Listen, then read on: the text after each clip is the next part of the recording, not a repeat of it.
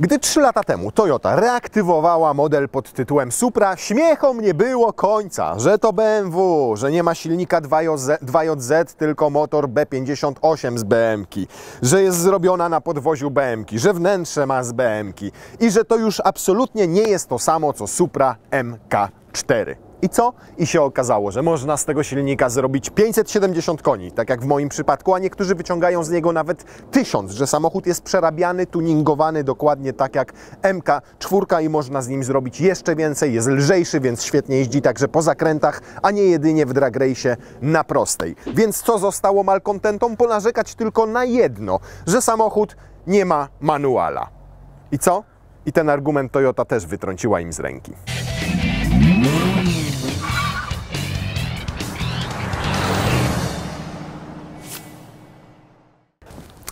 To jest najważniejsza część tego samochodu.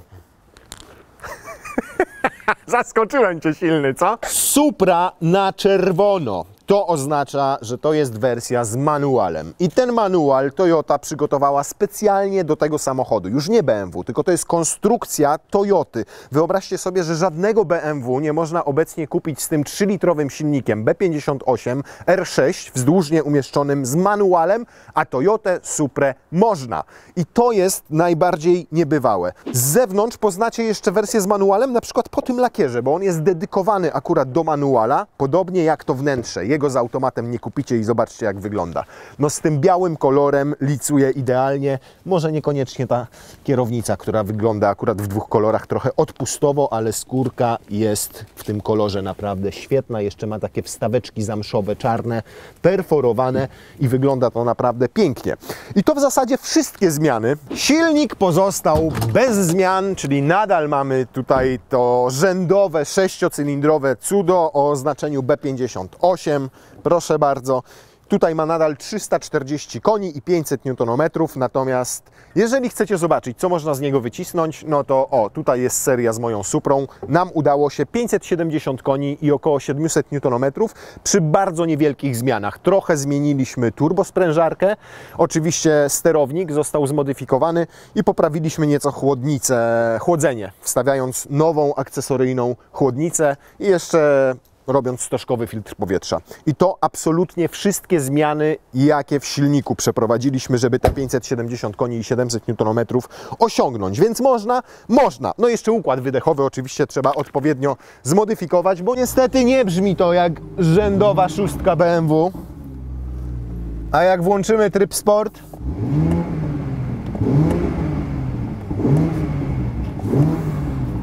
to trudno nawet nazwać to popcornem czy brzmieniem 6 cylindrów.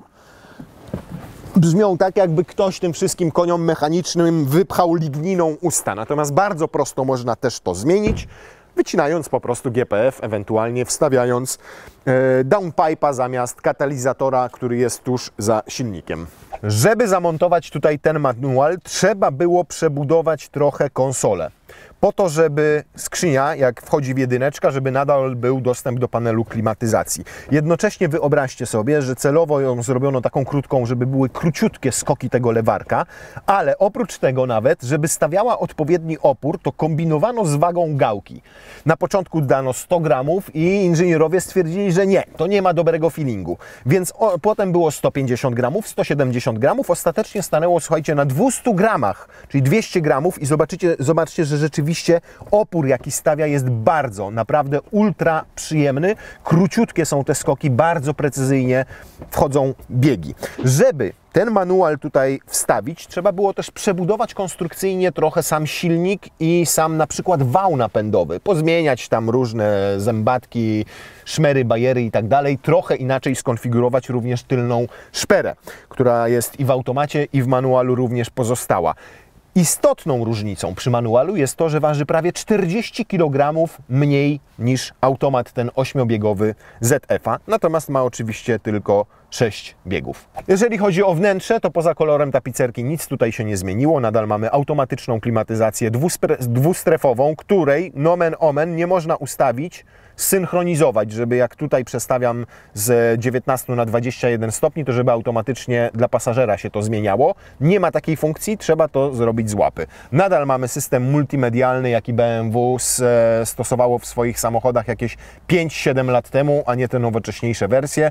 To, co w nim zmieniono, to po aktualizacjach mamy Apple CarPlaya na pełnym ekranie, bo na przykład u mnie jest tylko na 3/4, a z boku tutaj wyświetla jakiś pasek nie wiadomo z jakimi informacjami. Wszystko to jest miękkie i przyjemne. Jest to wszystko zrobione nie tylko z przyzwoitych materiałów, ale jest zrobione dobrze. Wada taka, że już po 40 000 u mnie w tym miejscu jest wytarta czarna skóra i niestety to trochę widać. Więc z tymi fotelami może być podobnie. Natomiast nie jest to tak grube i tak poważne przetarcie, że samochód by wyglądał, jakby miał 300 000 km przebiegu. No i umówmy się, to podparcie boczne tutaj i ten wystający ten kawałek fotela i to, że wsiadacie i cały czas się o niego ocieracie, no to de facto to spowodowało. Natomiast jedną rzecz Wam pokażę i ciekaw jestem, czy to naprawiono, bo zobaczcie, bagażnik jak sobie nacisnę, no to od razu się otwiera, natomiast ma pewną przypadłość, mianowicie zobaczcie, jak go otworzę i teraz trzasnę drzwiami i to poprawiono. Widzicie? Ponieważ w moim egzemplarzu jest tak, że jak otworzę bagażnik i trzasnę mocniej drzwiami, to on się znowu zatrzaskuje. Jeszcze raz, bo aż mi się wierzyć nie chce. No, poprawiono. Bagażnik ma 290 litrów i na 2 osoby, jak wyjeżdżacie, to proszę, możecie dużą walizę sobie wziąć i tutaj jeszcze włożyć jedną kabinówkę, tudzież 2 czy 3 plecaki. Auto nie jest 4-osobowe, więc dla 4 osób bagażu siłą rzeczy nie zabierzecie. Nie ma tutaj pod spodem żadnych dodatkowych kół zapasowych, ani nic takiego. Mamy tylko akumulator. Tam, 12V, a bezpieczniki i narzędzia, proszę bardzo, są tam. Oczywiście zestaw jedynie naprawczy. Natomiast też zobaczcie, tam nie ma żadnej grodzi oddzielającej przestrzeń pasażerską od przestrzeni bagażowej. I powiem Wam, że na początku myślałem, że to będzie wada, ale nie jest to wadą, bo po pierwsze możecie przewieźć dłuższe przedmioty, na przykład karnisze, a zdarzało mi się wozić swoją, nie wiem, miotły i innego rodzaju rzeczy. Natomiast nie słychać też wydechu jakoś specjalnie głośno, ponieważ bardzo dobrze jest zaizolowana tutaj podłoga. Więc nie jest to męczące podczas dłuższych wojaży. Nawet się inaczej zamyka. Też tak bardziej gentle.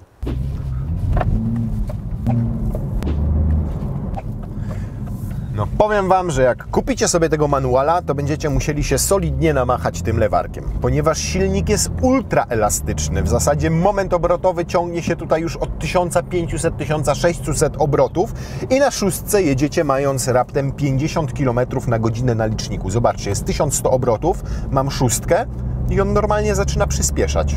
Tak jest elastyczny ten motor. W związku z czym będziecie ewentualnie musieli po prostu ruszyć sobie z dwójeczki, bo to też jest żadnym problemem w tym aucie, proszę bardzo. Zatrzymuje się. 50 na godzinę i od razu szósty bieg. Więc w zasadzie możecie operować na co dzień tylko 2 biegami. Startować z dwójeczki i od razu wrzucać szóstkę. Natomiast pozwólcie, że w tym odcinku będę też się odnosił do tej mojej Supry, co już zrobiłem kilkukrotnie, a to dlatego, że mam doświadczenia z niej po przejechaniu 40 000 kilometrów. Natomiast jak, słuchajcie, wsiadłem do manuala i kilka razy dosłownie ruszyłem kołem kierownicy, to mówię, kurde, zmieniła się charakterystyka układu kierowniczego. On stawia większy opór. Jak to jest możliwe? No i zacząłem drążyć temat i okazało się, słuchajcie, że przy okazji wprowadzania do oferty manuala Toyota również przekonstruowała zawieszenie, układ kierowniczy i układ hamulcowy. I to do tego stopnia wyraźnie, że po prostu to czuć. Macie większy opór na kierownicy i tak jakby samochód jest jeszcze bystrzej reaguje na każdy najmniejszy ruch. Momentalnie. Zobaczcie. I to są po prostu ruchy niewielkie, a on od razu skręca. Nie ma tu żadnego opóźnienia. Ten układ kierowniczy pracuje z większym oporem niż w mojej, dzięki czemu lepiej czuć samochód. Jeżeli chodzi o zawieszenie, to zmieniono amortyzatory i gumę w tulejach stabilizatora. Po co? Po to, żeby była sztywniejsza i dodatkowo jest wulkanizowana. Ponieważ Toyota wyciągnęła wnioski z tego, co mówią ludzie po pierwszych doświadczeniach z 3.0. Mianowicie i ten mój egzemplarz niestety też ma tę przypadłość, jest tyle momentu obrotowego i trafia on na tylną oś, że podczas brutalnego przyspieszania ten tył po prostu uciekał, tańczył. Samochód przy ostrym przyspieszaniu, a jak w mojej jest 570 koni, no to wiadomo, setkę robi w 3,9 sekundy, a 100-200 w 7 sekund. I czuć było cały czas to myszkowanie. Tutaj, żeby tego myszkowania się pozbyć albo je zminimalizować, to zastosowano tę sztywniejszą gumę właśnie w tulejach stabilizatora. I to też czuć, bo samochód faktycznie zaczął się, szczególnie przy przyspieszaniu takim ostrzejszym, stabilniej prowadzić. Nie wiadomo, jak tu będzie, jak będzie 570 koni oczywiście. U mnie udało się ten efekt trochę zminimalizować, ale nadal występuje, a zminimalizowaliśmy go opcjonalnym zawieszeniem, bo zamontowaliśmy KW V3. Ciekaw jestem, jakby to było w przypadku już tych nowszych tulei stabilizatora. Żeby zastosować tutaj manual, trzeba też było zrobić jeszcze jedną rzecz, mianowicie inaczej zestroić system kontroli trakcji. No bo tu ruszacie głównie z jedynki, więc ona inaczej troszkę musi działać, a jednocześnie trafił tutaj jakiś zupełnie nowy system pod tytułem Hairpin Plus. Co on robi? Ano podobno jak jedziecie w górach i samochód to czuje, bo na przykład macie podjazd powyżej 5 stopni nachylenia pod górę, to dostosowuje sobie do tego działanie kontroli trakcji, po to, żebyście mieli trochę więcej zabawy, to znaczy, żeby ten tył nawet potrafił Wam lekko uśliznąć, żeby ta szpera z tyłu inaczej dystrybuowała moc i moment pomiędzy prawe i lewe koło, zależnie od tego, czy wchodzicie w prawy czy w lewy łuk. Jak to działa? Nie wiem. Grodzisk nie leży niestety w górach. Pytaliście mnie czasami, jak sobie radzę przy moim wzroście z jazdą Suprą. No więc tak. Szczerze to w ogóle na to nie narzekam. Dla mnie jest wystarczająco tutaj miejsca i na kolana, i na ręce. Fotele są wygodne w długich podróżach, a zdarzało mi się jednego dnia przejeżdżać swoją nawet 1000 km. Nad głową, no wsadzę sobie rękę za przeproszeniem tutaj, a jakbym się mocno wyprostował, to dotknę tego dachu. Po prostu nauczyłem się jeździć w takiej pozycji, przy której jest mi wygodnie, a jednocześnie mam pełną kontrolę nad samochodem, bo i ręce właściwie trzymam na kierownicy. Natomiast problem pojawia się w momencie, kiedy chciałbym pojechać na tor i założyć kask. Nie jestem w stanie tego zrobić ze swoim wzrostem w tym samochodzie. Nie ma takiego ustawienia fotela, w którym byłoby mi wygodnie i nie siedziałbym po prostu jak przykurcz. W związku z czym po prostu muszę rezygnować z kasku, bo w tym aucie nie jestem w stanie w kasku jeździć. Natomiast zastanawiałem się nad wywaleniem tych dwóch foteli, które mają elektryczną regulację i są naprawdę bardzo komfortowe w dłuższych czasach, bo mają i podparcie lędźwi, i boczki, które można sobie regulować, i wystarczające podparcie tutaj pod uda. Natomiast są ciężkie przez to, to jest po pierwsze, a po drugie, no nie można ich niżej opuścić. Jakbym wstawił taki kubełkowy fotel, to na pewno przy manualnej regulacji byłbym w stanie go jeszcze o tych kilka centymetrów opuścić. No tyle, że mniej wygodne wsiadanie, gorsza praktyczność w codziennym użytkowaniu, a to, co cenię sobie akurat bardzo w Suprze, to jest naprawdę świetny daily car, bo jest wystarczająco wyciszony. Z tym zawieszeniem standardowym i nawet jeszcze z tym moim KW V6 jest względnie dobrze zestrojony, żeby wybierać nierówności. Jak sobie tutaj w tej wcisnę przycisk Sport, to zawieszenie się usztywnia, bo jest aktywne. Natomiast nie jest to też takie usztywnienie, żeby powypadały Wam plomby w zębach albo żebyście złamali sobie kręgosłup. Niemniej jest wyczuwalne. Ale w takim komfortowym ustawieniu naprawdę nic mu nie brakuje do tego, żebyście mogli z niego korzystać jako daily. I teraz tak, tyle osób mówiło, nie, to już nie jest ta sama Supra, to 2JZ powinien być, pancerny silnik, to będzie się sypało. No więc moją przejechałem już ponad 40 000 kilometrów. Pierwsze przeróbki w sterowniku były już po 1000 kilometrów. Przy około 8-9 tysiącach kilometrów miała zrobione ponad 500 koni. Potem jeszcze tę moc podnieśliśmy do 570. Przez 40 000 kilometrów nie wydarzyło się absolutnie nic. Wymiana oleju tylko regularna.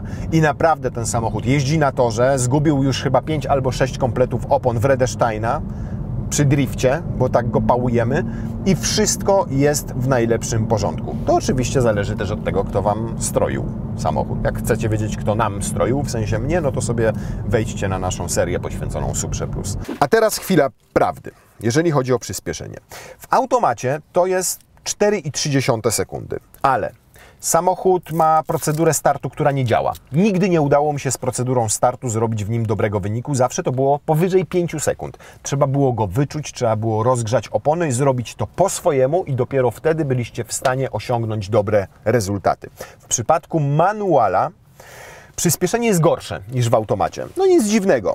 Tutaj najsłabszym ogniwem jest człowiek, czyli w tym wypadku ja, a jak wiecie z manualami nie lubię mieć do czynienia. Niemniej mam nadzieję, że ta pięknie pracująca naprawdę dźwigienka troszkę mi to ułatwi. No to zobaczmy. O, jak mieli. O! 5,6, całą sekundę gorzej niż podaje fabryka.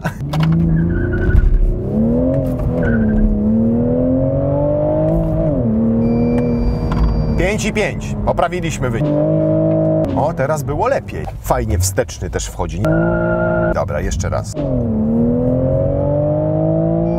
Na dwójce dojeżdża do 100. 4,8. To dawać, jeszcze raz. Cyk.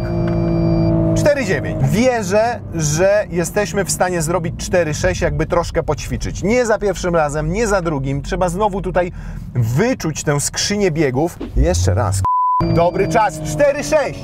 4,6 zrobiłem z manualem po raz pierwszy. Kurde, zresetował się.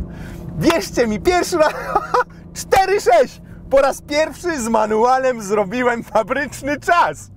Woo! Właśnie w tym się zakochałem w Suprze, że ten samochód ciągle jest mechaniczny, że ciągle jest dziki, że ciągle wymaga od Was uwagi, że nadal to Wy kierujecie nim, a nie on Wami, jak bywa już w przypadku nowoczesnych samochodów sportowych. No dobrze, to wchodzimy w tryb normal, włączamy kontrolę trakcji. Swoją drogą fajnie ma zrobione systemy wsparcia kierowcy, bo ma wszystkie, ma autonomiczne hamowanie przed pieszymi, motocyklami, samochodami, ma asystenta pasa ruchu, ma aktywny tempomat i pod tym przyciskiem albo sobie włączacie wszystko, albo możecie sobie indywidualnie skonfigurować. I ja na przykład mam ostrzeganie kolizja czołowa wcześniej, opuszczenie pasa ruchu wyłączone w tym indywidualu, blind spot monitor, czyli asystent martwego pola mam też tak na średni ustawiony w tym egzemplarzu. U mnie mam akurat podobnie i bardzo rzadko włączam wszystkie. To teraz na autostradę i ciekaw jestem dwóch rzeczy. Po pierwsze spalania. Ponieważ ja jak jeżdżę sobie naprawdę spokojnie, czyli autostradą 140 na godzinę, ekspresówką 120, średnio 130 powiedzmy,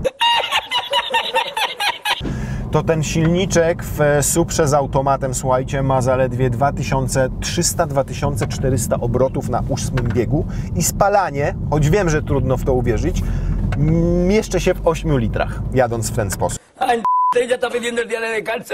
W samochodzie, który ma 570 koni mechanicznych. Tu mamy auto lżejsze, o 40 kg, więc teoretycznie powinno to spalanie być jeszcze niższe. Ale z drugiej strony mamy tylko 6 biegów, więc ciekawi mnie, jakie obroty będzie miał silnik i realnie jakie będzie ilości paliwa spalał przy takich prędkościach.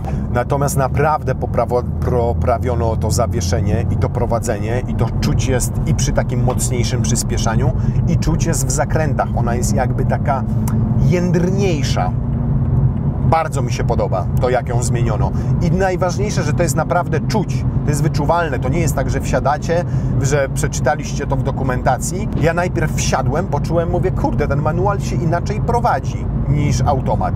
I dopiero potem znalazłem informacje prasowe mówiące o tym, że faktycznie zmieniono tutaj to zawieszenie i ten układ kierowniczy. No i tak przy 120 na godzinę, słuchajcie, to jest 8,2 litra, czyli około 8 litrów, a silnik ma 2700 obrotów. Świetne ma też to, że przy redukcjach, o tym nie wspomniałem, dodaje Wam gazu. Nie musicie sami przy redukcji dodawać gazu, tylko pojawia się tutaj taki międzygaz. Zobaczcie, redukuje. Wrzuca go sobie na wyższe obroty i dzięki temu nie musicie Wy dodawać gazu. Dużo płynniejsza jest ta zmiana na niższe obroty. Nie ma żadnych szarpnięć. Natomiast sam manual naprawdę działa fenomenalnie. Jeżeli chodzi o pracę tego, to jest o niebo lepsza niż na przykład w GR Yarisie, gdzie czasami dwójka potrafi Wam nie wejść, albo się możecie pomylić. Więc jeżeli chodzi naprawdę o to, jak on sobie tutaj redukuje, robiąc te międzygazy i jak wchodzi każdy kolejny bieg, no to jest petarda, super.